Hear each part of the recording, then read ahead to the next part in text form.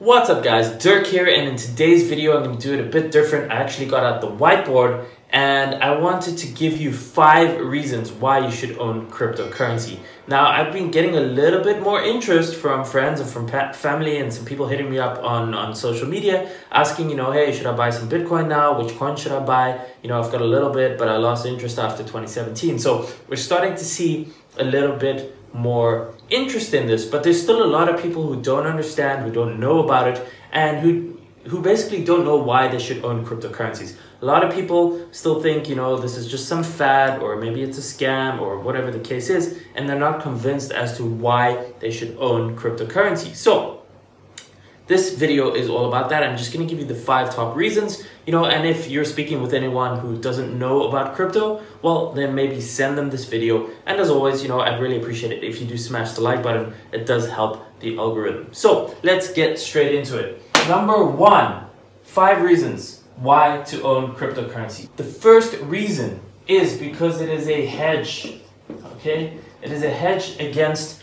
inflation and all the craziness in the world. Now, what's going on this year with how much money is being printed by central banks, by governments around the world? It's literally trillions and trillions and trillions of dollars. This year alone, they printed more, they added more currency to circulation than in the whole past before that. Okay, it's absolutely ridiculous. And this is basically a one-way street, okay? That money printing is not going to stop. It's just going to keep on going, and more and more and more stimulus, because the more they use, the more they need to print, and it's just going to go insane, which means that inflation is coming. The value of the currency is just going to go down and down and down. We're not just talking about the USD, we're talking about, euros, pounds, Australian dollars, basically all fiat currencies. The more they print, the less the value gets. And if you own some cryptocurrencies, well, then you have the potential to hedge that loss in purchasing power of dollars. We've seen it in third world countries already. We've seen it in Turkey, in Venezuela, in Argentina. People who had Bitcoin, they held their value, right, compared to their local currency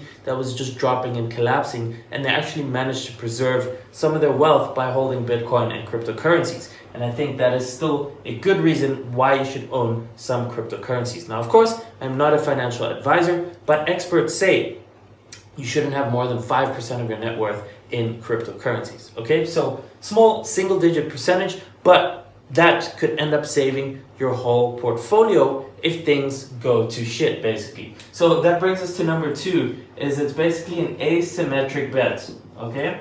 And what this means is there's a very limited downside, okay? So you can lose what you put in. If you put in $100 or $1,000, your downside risk is whatever you put in. But the upside is a potential 20x, 50x, 100x, maybe even more, right? So the basic math is simple, right? Let's say you put in 5% of your net worth, and let's just say that's $1,000 for simplicity's sake. That means if you lose 5% of your net worth, you lose $1,000. But if this goes 20x, then it means that you just doubled your net worth, okay? 2x your net worth. If it goes 40x, obviously, that means you 3x your net worth, okay? And obviously, if it goes 100x, well, then you 5x your net worth. This thing's falling over. Right, so it is an asymmetric bet, meaning that you can put in 5% or less. You have the potential to literally 5x your entire net worth with cryptocurrencies. But if you lose, you only lose that 5%, meaning, it's not the end of the world, because your other investments or your other income should make up for it, and it shouldn't jeopardize your retirement or your savings or your wealth in any large capacity, okay? So that is reason number 2.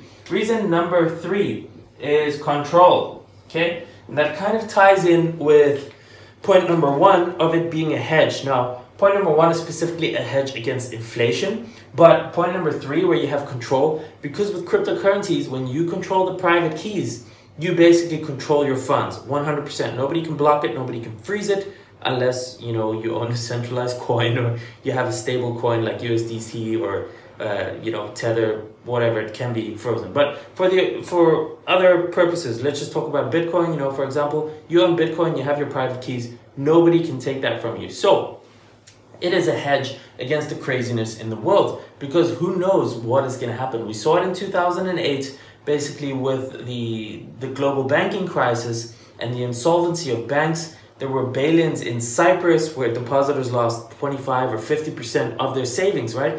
What is going to happen if there is another global banking crisis? The way things are going, who knows how solvent banks are? What if one day you wake up and the bank says, sorry, we're not solvent anymore. You can only withdraw $100 a day from your ATM and you can't touch your funds. Well, with cryptocurrencies, because you control your keys, don't keep them on an exchange. If you control your keys and you have that in cold storage, you can access that anytime. Even if banks are insolvent, even if governments shut down, you control your cryptocurrency. So it is a hedge against, craziness in the world, insolvency against banks, and so on and so forth. That is reason number 3. And that is getting more and more importance in the world that we're living in today, because we've seen how crazy 2020 has gotten and things don't seem to be getting better. Okay, so it's very important to have some assets that you can control. And the good thing about cryptocurrencies is you can have literally millions of dollars in cryptocurrency that you can just access and take with you anywhere in the world. And if you have to, you can completely memorize your private key. Okay, it's like a password, pass string. You can have a recovery phrase, which is basically 12 words. You can memorize that and you can restore that anywhere in the world. So you can basically go across borders. If someone came and things, for example, went completely worst case scenario, your house got looted, there were riots, everything, you had to leave everything behind, you can't go and take $1 million worth of gold or silver with you or anything like that, even $100,000, right? How are you going to take it with you? But if you have your Bitcoin, you can take it with you any situation. So it's basically like an asset of last resort.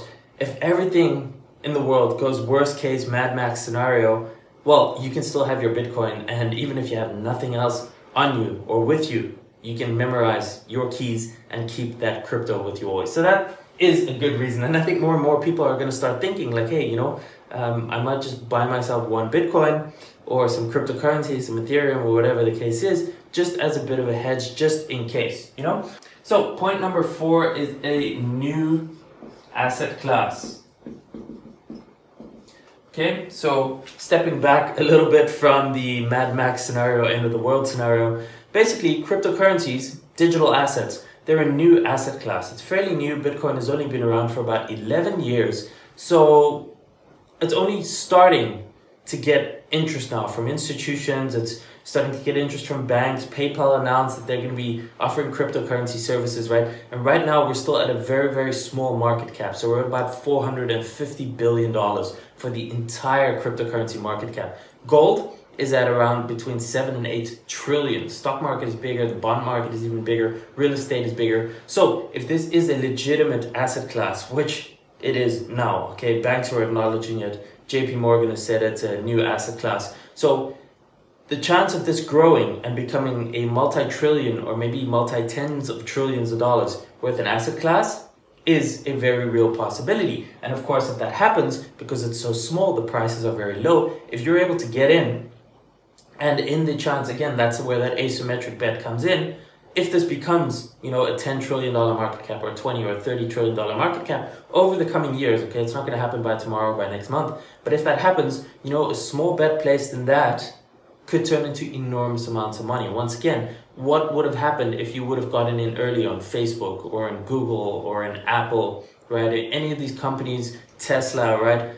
Got in 5, 10, 15 years ago when nobody really understood what it was before they got this big. Imagine you had just invested a small amount and held on to it, right? Same thing with cryptocurrencies. It's a new asset class. It's disruptive. The way things are going, digital is the future. So if you can put some savings into this and make an investment and you're able to hold on to this, if this does pick up and grow as big as it could grow, well, then, it could end up making a lot of money for you. And finally, number 5 is the cycles, okay? This is something that's pretty relevant right now. Bitcoin and cryptocurrencies have behaved so far in 4-year cycles where there's a peak. From peak to peak, it has been 4-year cycles. Now, we never really know if that is going to repeat once again, okay? Past performance is never a guarantee 100% that will happen again. But so far, the cycles have been repeating. And so far, it is on track that we might be looking towards another peak towards somewhere at the end of 2021. Okay, we're heading into the 4th year of a typical 4-year cryptocurrency cycle, meaning that right now is still a very good opportunity to get involved with cryptocurrencies timing wise. Okay, you don't want to buy the top when everyone's crazy about FOMO and you know it's on the media and the Uber drivers are talking about it, because that's when it's getting close to dropping, and then you know it's going to drop 70, 80, 90%, and it's going to take 2-3 years to be able to come down. So we're starting to see some craziness with Bitcoin. Okay, Bitcoin went to almost $16,000. It's gone up thousands of dollars over the last few weeks alone, and now might not be the best time to buy Bitcoin. Okay, Bitcoin could easily pull back 20-30%, and then obviously if you want to buy it now, well then if it drops, it sucks. But there's a lot of different altcoins. I've made a lot of videos about this on my channel recently that are still very low, that are still down 80-90% from their all-time highs.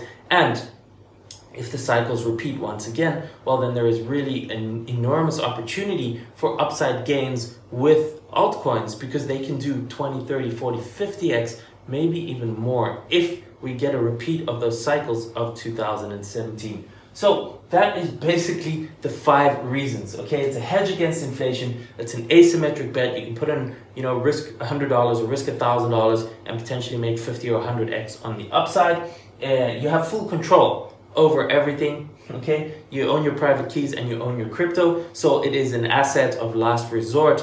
If the world goes to shit and there's a Mad Max scenario, you can keep your Bitcoin memorized in your head, and even if they take everything away from you, your bank accounts, your real estate, your whatever, you can still have your crypto and you can still maintain some portion of wealth, even if everything else is lost. So I think that's going to be a very important one going forward.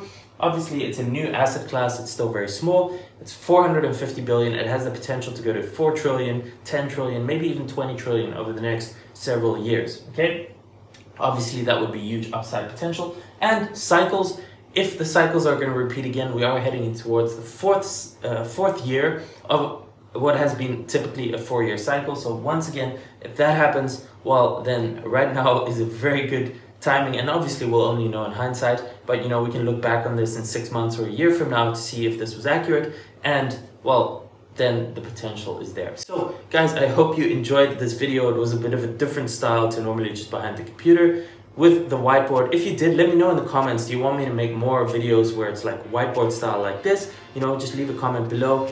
Smash the like button, it's really good for the algorithm, gets the video out to more people. And of course, if you haven't subscribed to the channel yet, consider subscribing. And if you want to watch another video, just click over here. I'll see you in the next video.